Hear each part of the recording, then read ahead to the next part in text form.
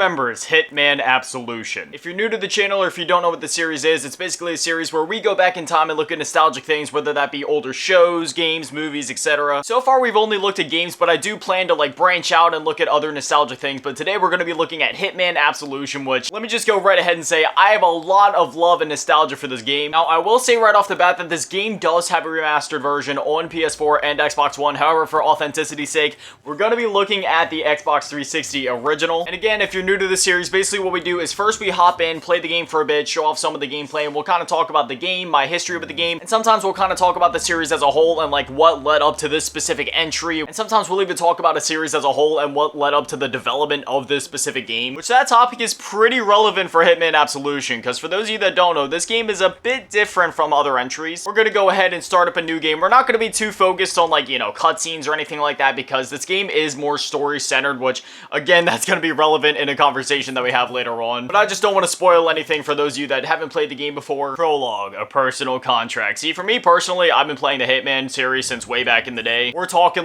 blood money on the PS2. We're not going to focus too much on the tutorial because I've beaten this game many times, so I don't need the tutorial. So to basically give a brief history of the Hitman series, it's a stealth series where, well, you play as a hitman. You're given a target and you go and take him out. And this game, for its first couple entries up until Absolution, was always more of a sandbox gameplay-centered experience. Again, you were given a target, you went to take them out. And the beauty of the Hitman series was that you were given so many different ways to take out your targets. You could go in quiet, you could go in loud, and in this specific instance, we're gonna go in quiet, just gonna attack them.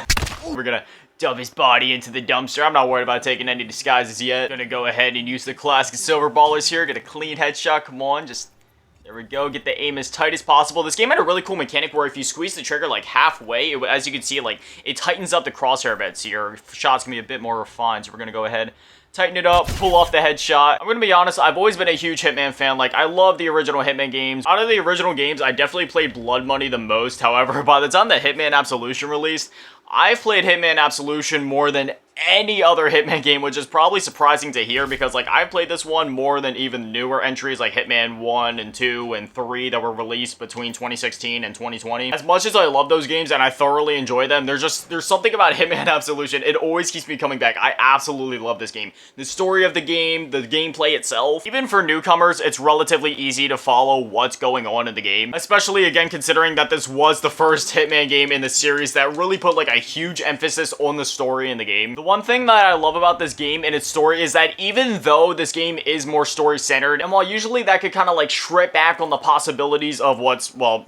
possible in a game like this, they didn't let that stop them. There were so many different locations that you'll be visiting, so many different scenarios that you'll be placed into, a wide variety of ways to take out your targets and enemies, whether that be simple assassinations like, what we've been doing up to this point, just hitting them over the head with bricks and shooting them with your silver ballers. You also have more in-depth strategies like setting up certain distractions. For example, you guys are going to see it coming up here soon. You can open up the blinds to distract a certain person. They'll be like, hey, why are those open? And then, they'll go to hit a switch to close the blinds again. However, you'll be sitting there waiting for them at that switch. You can kind of hit them with the knife real quick, dump their body, leave the area. And that's one of my biggest praises for this game. It managed to change up the formula so drastically and yet still stay true to itself. I mean, I know some people may disagree with that because there is some pretty action-heavy moments in this game. However, despite all that, you can still play this game just like a classic Hitman game. You can go through, you can stay stealthy, you can keep playing your traditional stealthy Hitman. Not even gonna mess with these guys. I'm just gonna sneak past real quick, don't mind me. I think this prompt is glitched. It's not supposed to stay on the screen. Move forward and press A. Yeah, that should have been gone by now. Hopefully it'll go away after we come into this new area. Nope, it's just still glitched on the screen. How do I get rid of that? Alright, now this is always how I take these guys out. So normally I swab to the fillet knife. I wait for this guy to get close. And then wait for it. He's gonna be like, oh, what the fuck? And he just hit him with the knife. Then the other guard gets alerted to it. Now we just gotta sneak up close, sneak up real close, sneak up real close, and well, bam!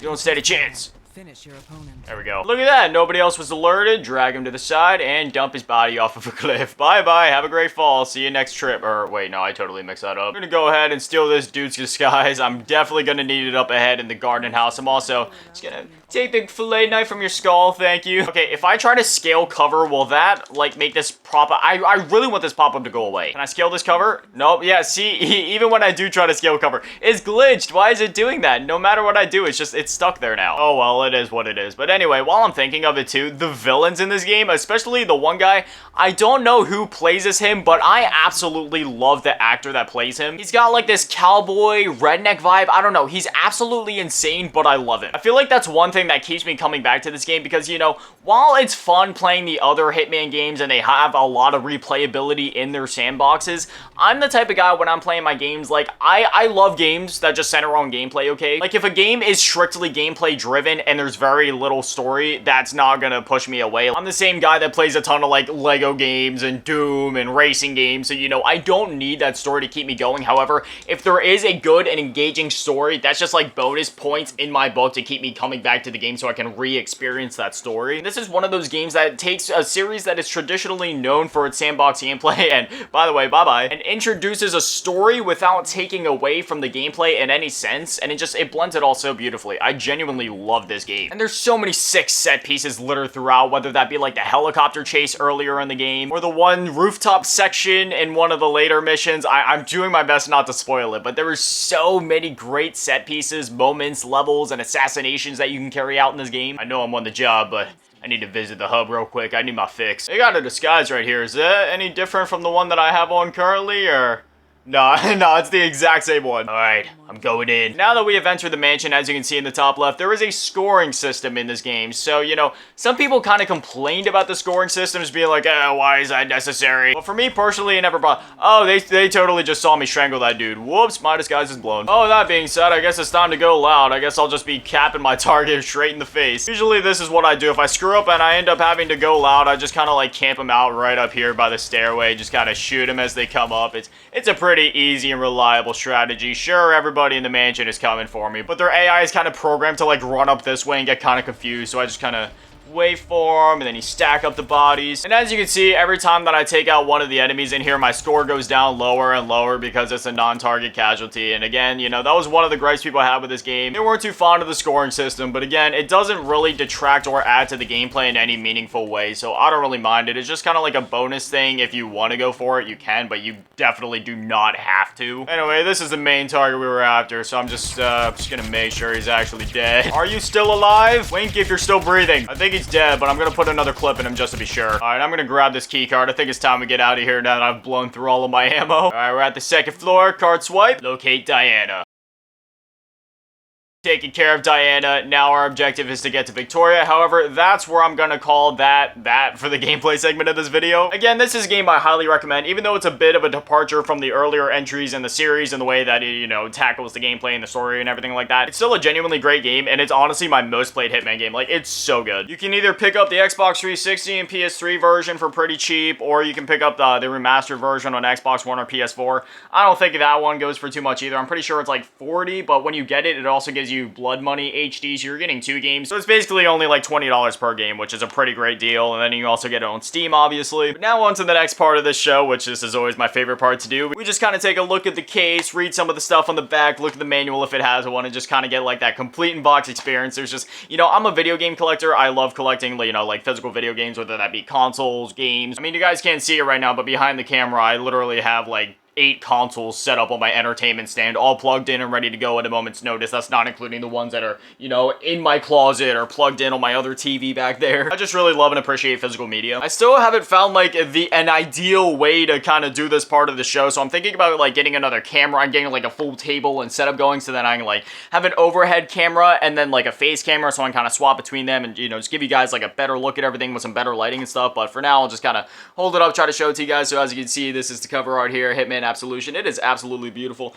I think I'm gonna have to turn the TV off again. Every time that I leave it on, it gives like this really ugly glare to it. Anyway, as you can see, Hitman Absolution, you got the man, Agent 47 right there. I'm pretty sure this is probably what I'm also gonna use for the thumbnail of the video, so you guys probably already saw this. Let me go ahead and take a look at the back. Execution is everything. See the world through the eyes of an assassin. Create your own contracts and challenge the globe. This is a feature of the game that I wanted to showcase in the video. However, I was pretty disappointed to find out the servers were actually shut off a little while while ago. So as we were loading into the game, you guys may have seen there was 2 modes. There was the one that we clicked on, which is called Absolution, which is like the story mode of the campaign. And then on the right, there was one called Contracts. And basically how that worked, it was like Super Mario Maker for a Hitman game. You know, you go in, you make your own levels, you set your own targets, you scatter weapons throughout, all that, you know, just you basically, you make a level and then you post it and then other players can play it. I used to love playing those back in the day. They were a lot of fun. I remember there was this one that I used to play all the time. They gave you like a chicken outfit and an M4 and they basically just set you out in Chinatown and said go to town. I'm not gonna go too more in depth in that just for, you know, demonetization purposes, but all I'm gonna say is that level was always a lot of fun. As you guys can see, we got this GameStop sticker here, but I'm gonna try to peel it off on camera. Oh my gosh.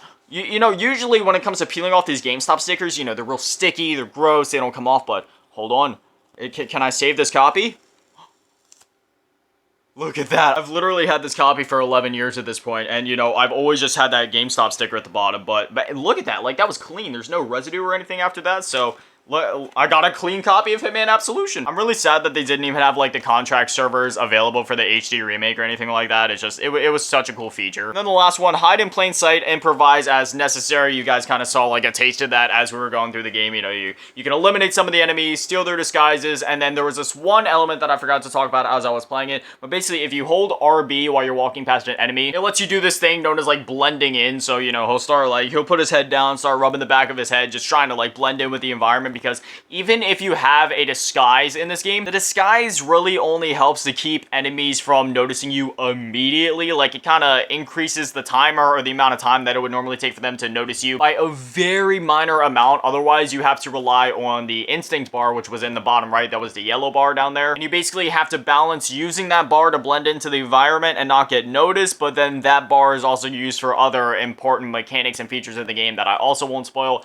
just in case you haven't played it. One of those features was called point shooting, and again, I won't go into it just because it's a really cool mechanic, but if you haven't seen it before, I highly recommend either playing the game or looking up videos of it, because oh my gosh, it is such a cool mechanic. Anyways, that's the back of the case if you guys just want to get like a good look at it there. And then when we open it up, unfortunately, wait, do we have a manual? We have a code in here. I'm not sure if I actually ever use this. It's for a Square Enix members thing. I'm not going to show it off because I might try to redeem it and see if it's actually worth anything, or, you know, I'm not even sure what it's for. Thank you for purchasing a Square Enix product. The below code is your Square Enix members redemption code, which allows you to become a part of our exclusive members community. Yeah, I'll try to redeem it. I'll see if it does anything. And then next, this is surprising because this game is from 2012, but we actually do have a manual. Oh my gosh. Computer Magic, if you're watching this video, you're about to lose your mind, buddy. Look at what they are advertising on the back of this, man. Sleeping Dogs. Those of you that don't know, Computer Magic is a really great buddy of mine. He's made YouTube videos in the past. Currently, he has a lot of his videos privated just because he wasn't too proud of them, but he was talking about coming back to YouTube at some point, which I really hope he does. But anyway, Sleeping Dogs is literally his favorite game of all time. So I can only imagine that gave him a big old smile on his face seeing that. But as for the manual itself, is there actually... Oh, no, yeah, this ain't a manual. When you, like, open it up the whole way, it's just...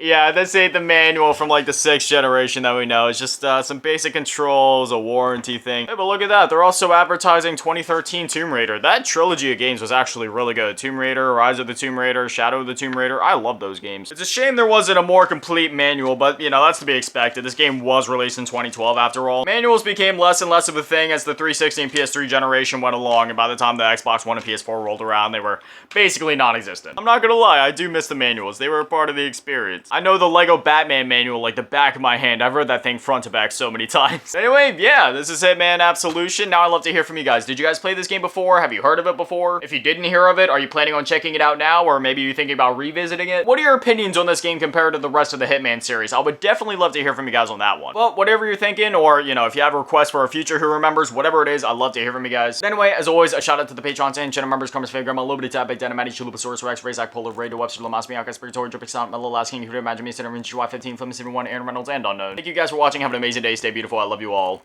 Peace.